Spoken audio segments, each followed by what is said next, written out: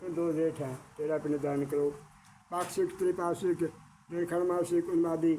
मैंने उत्तम खोड़सी तुमको कहने का, यह उत्तम खोड़सी है। 11वें दिन चरु का श्रवण कर पिंडदान देवे। इस प्रकार 48 श्राद्ध कहा गया। श्राद्ध विधि पूर्वक जिनका किया जाए उनको प्रेत तो कभी नहीं होता, पितरों की पंक्ति में शामिल हो जाता है। जब पिंडी हो जाती है तो पितरों में शामिल हो जाता है। दूसरियाँ ये तो न्यू काम है, दूसरियाँ पर सुनार के बीते वो सोना ले रहा है। आपा कहूँगा जी करना ही बनानी है सुनार में, और देख कर भाई ये सोना सही है। सोना तो सोना है, जिस सीजन आप सौदा का फिर सोना ने फिर वो करना ये बना होगा। कोई कहेगी मेरे दो कड़े बनाने हैं, कोई किने कहेगा जिसकी ज़रूरत है नहीं। हाँ, ऐसे ही पे जब इसकी पिंडी श्राद्ध हो है ना, जब पिंडी के बाद बदेरियों के नाम से पिंडदान करेगा आदमी तो वो पितरों में शामिल हो जाता है। पितरों की पक्ति प्रवेश होने के लिए 3 खोड़सी श्राद्ध करे। इन श्राद्धों के न करने से प्रेत तो बना रहता। दूसरी बात अपना तकड़ा माल आ गया कपड़ा में, कोई भी जिसमें गहरा माल आ गया अपने तो नहीं कटता। फिर गर्म पानी कराएंगे, फिर उसमें सर्फ दे रहेंगे, फिर उसका ब्रुश मारेंगे, फिर भी नहीं कटता, फिर और देखाएंगे उसका माल धोना है। ऐसे ही आत्मा, जो आत्मा है ना, उसके आत्मा ने कोई पाप किया ना, उसके माल धोने के लिए कर्म बताए तो उसने कोई ऐसा पाप नहीं किया हो जीवन में। इस प्रकार से पितरों की पंक्ति में प्रवेश होने के लिए 3 खोड़सी श्राद्ध करे।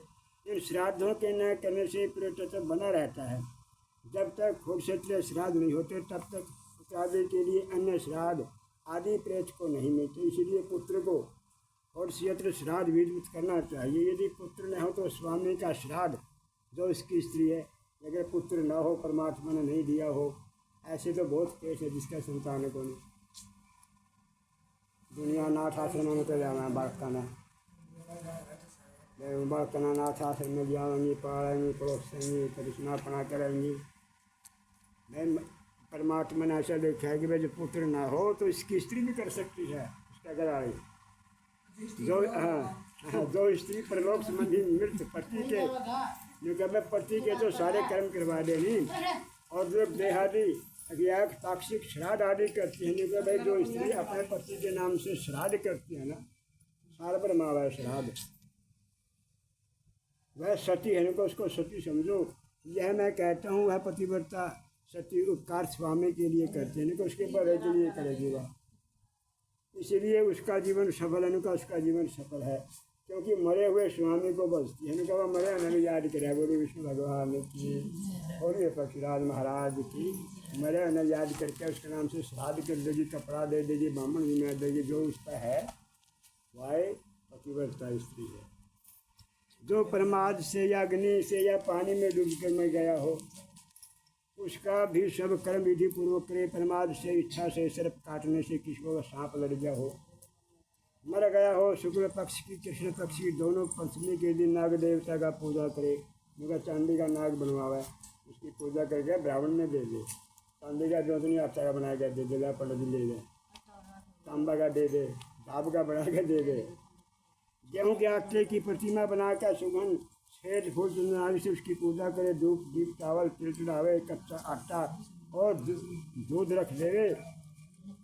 यदि शक्ति हो तो सोना का नाग, जो ज़्यादा संपन्न आदमी हो, जिसका गणी माया हो, और सोना का नाग बनाकर सोनार पर बनाकर ब्राह्मण को दान देकर नमस्कार कहे। हमारा तो नाग ना काट लिया, अब हे नाग देवता सोना का बनाकर ब्राह्मण को दे दिला अपने।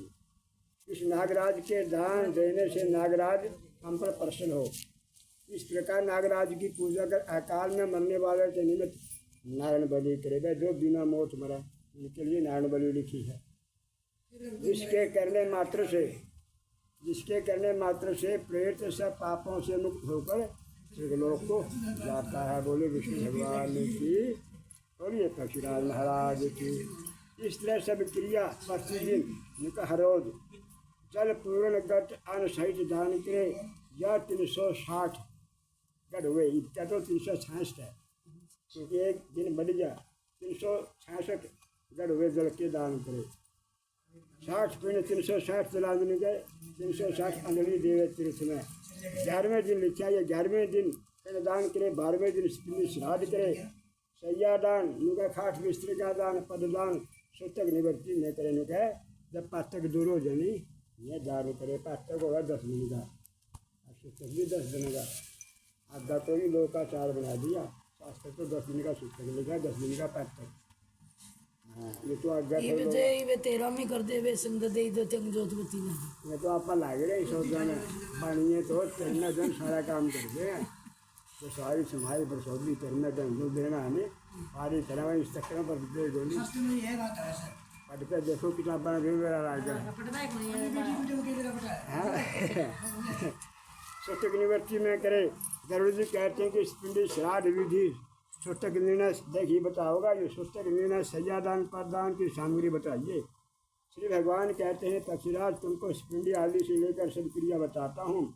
प्रेत तत्व से छूट पितृ में प्रवेश करता है, जिनको पिता पिता में पर पिता में वह रुद्र आदित्य नाम से पिंडदान नहीं मिलता, उनको पुत्र आदि के किए हुए अनेक प्रकार के दान नहीं प्राप्त होते। जिस पुत्र ने पिंडी श्राद्ध नहीं किया वह पुत्र हर समय अपवित्र रहता है। उनका 12वां दिन करेगा पिंडी श्राद्ध अपवित्र रहता है और उसके सूतक की निवृत्ति भी नहीं होती। इसलिए सूतकांट में पुत्र पिंडी श्राद्ध करे। जैसे अपना कोई पशु भी आ गया, माछ भी आ गई, आपा के गंगे में 10 दिन का काचा दूध है, 10 दिन कराएंगे आप उसका की बोलो 10 दिन काचा, फिर उसके बाद आप सारा काम करेंगे, बोलोगे खावाएंगे पीओगे। वही बात है सूतक पातक सिर्फ 10 दिन के हुआ है। अब तो या लोगों ने फैला दिया। इस प्रकार उसके सूतक की निवृत्ति भी हो जाती है। इसीलिए सूत काट में पुत्र पिंडी श्राद्ध करे। उनका जो सूतक दूर हो जाए फिर पिंडी श्राद्ध करो, दशहरे के बाद पातक दूर हो जाए, सूतक दूर हो जाए, पिंडी श्राद्ध करो। अब मैं तुमको जिस वर्ण में जैसा सूतक लगेगा वह मैं कहता हूँ। 10 रात्रि में ब्राह्मण, 12 दिन में राजपूत, 15 दिन में शेठ और 1 महीने में शूद्र पवित्र होते हैं। जाति के नाम भी लिख दिए और जातियों का नाम खोलिए 4 जातियों का, ब्राह्मण का, राजपूत का और शेठ का और शूद्र का। और फिर मनु जी नाम बनाई जाती भगवान का घर जाए तो नहीं ब्राह्मण आड़ा तो है नीचे का बढ़िया जाता है। हाँ ऊपर तो उड़ाइए जाता है और ऊपर तो ढाई जाते हैं, ऊपर तो ढाई जाते हैं। तो ऐसे है शुक्ल को 3 रात्रि में भाई जो अपने गोत्र के है नहीं, शुक्ल को 3 रात्रि में गोत्र जन को स्नान मात्र से सूतक है। इस प्रकार ऐसा लिखा कि 4 पीढ़ी में 10 रात्रि का सूतक लगा जाए तो अच्छी पीढ़ी आ रही हो। 4 दिन का नहीं समझ लो, तेरा परिवार में बन गया सूतक लग गया, कोई बच्चा हो गया, 4 पीढ़ी में आगे नहीं पीढ़ी से फलानी आंधी हो। 4 पीढ़ी में 10 रात्रि का, 5वीं पीढ़ी में 6 दिन का, 6ठी पीढ़ी में 4 दिन का, 7वीं पीढ़ी में 3 दिन का सूतक लगता है। ये तो 7वीं पीढ़ी में आगे 3 दिन लग जाएगा तेरा।